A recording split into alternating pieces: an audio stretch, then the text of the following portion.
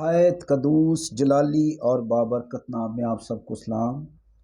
میرے عزیز بہن بھائیوں، ہم خدا کے کلام میں آج غور کریں گے کہ جب پانچواں قہر کا پیالہ انڈیلا گیا، کیونکہ اگر آپ خدا کے کلام میں سے سیکھنا چاہتے ہیں تو مکاشفہ کی کتاب میں 7 مہریں، 7 نرسنگے اور 7 قہر کے پیالے انڈیلے گئے، اور میں بہت دفعہ بتا چکا ہوں کہ یہ 7 سالہ بڑی مصیبت کے دور کا وقت ہے، یعنی 7 مہریں، 7 نرسنگے اور 7 قہر کے پیالے 7 سالہ بڑی مصیبت کا دور ہوگا۔ اب کلام مقدس میں سے ہم پڑھیں گے، اور 5ویں نے اپنا پیالہ اس حیوان کے تخت پر الٹا، اور اس کی بادشاہی میں اندھیرا چھا گیا، اور درد کے مارے لوگ اپنی زبانیں کاٹنے لگے، اور اپنے دکھوں اور ناسوروں کے باعث آسمان کے خدا کی نسبت کفر بکنے لگے، اور اپنے کاموں سے توبہ نہ کی۔ 5واں قہر کا پیالہ کسی اور پر نہیں بلکہ اس حیوان کے تخت پر الٹا گیا۔ یہ وہی حیوان ہے جس کا ذکر مکاشفہ کی کتاب 13ویں باب میں ہے، اور یہ حیوان کون تھا؟ یہ مخالف مسیح تھا۔ اب مخالف مسیح کی بادشاہی کو ختم کرنے کے لیے کلام میں لکھا اس کی بادشاہی میں اندھیرا چھا گیا، اور لوگ درد سے اپنی زبانیں کاٹنے لگے۔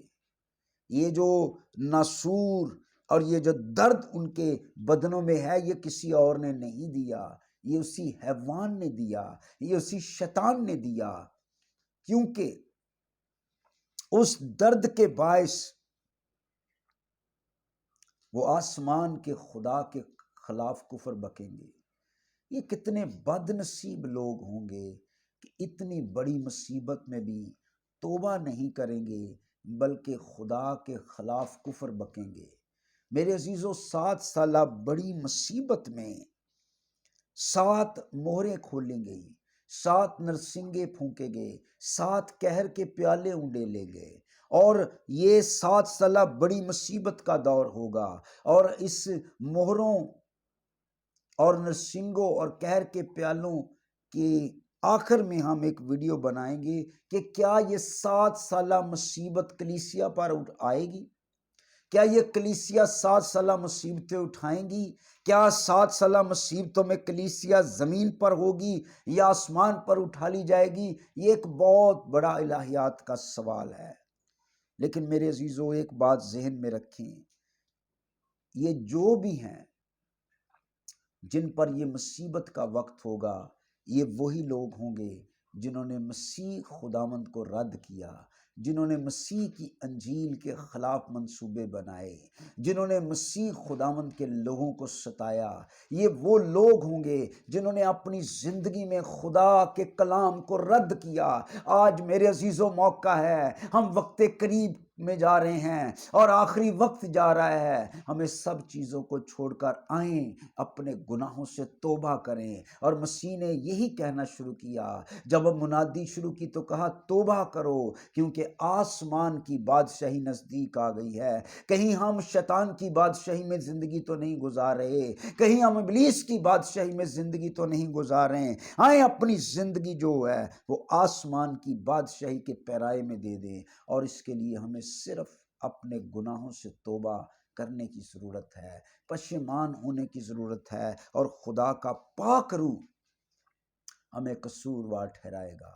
اور خدا کا پاک روح جب ہمیں کنوکٹ کرے گا، قصوروار ٹھہرائے گا، تو خداوند کی قدرت ہماری زندگیوں پر آئے گی۔ میرے عزیزو، 6واں قہر کا پیالہ غور کرنے سے پہلے میں گزارش کرنا چاہتا ہوں کہ اگر آپ ان ویڈیوز کو دیکھنا چاہتے ہیں جس میں پہلی مہر، دوسری مہر، تیسری، چوتھی اور نرسنگے اور قہر کے پیالے، ان پر غور کر رہے ہیں، تو خدا اس کلام کے وسیلے سے آپ کو برکت دے۔ ابھی ہم خدا کے کلام میں سے چھٹے اور ساتویں قہر کے پیالے پر بھی ویڈیوز بنائیں گے، اور اس کے بعد ایک بڑے سوال کا جواب دیں گے کہ کیا 7 سالہ مصیبت میں کلیسیا زمین پر ہوگی یا آسمان پر ہوگی، یعنی 7 سالہ مصیبتیں کلیسیا اٹھائے گی یا نہیں اٹھائے گی۔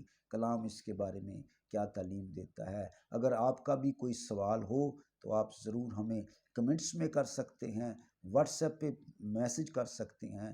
خدا آپ سب کو بہت برکت دے، آمین۔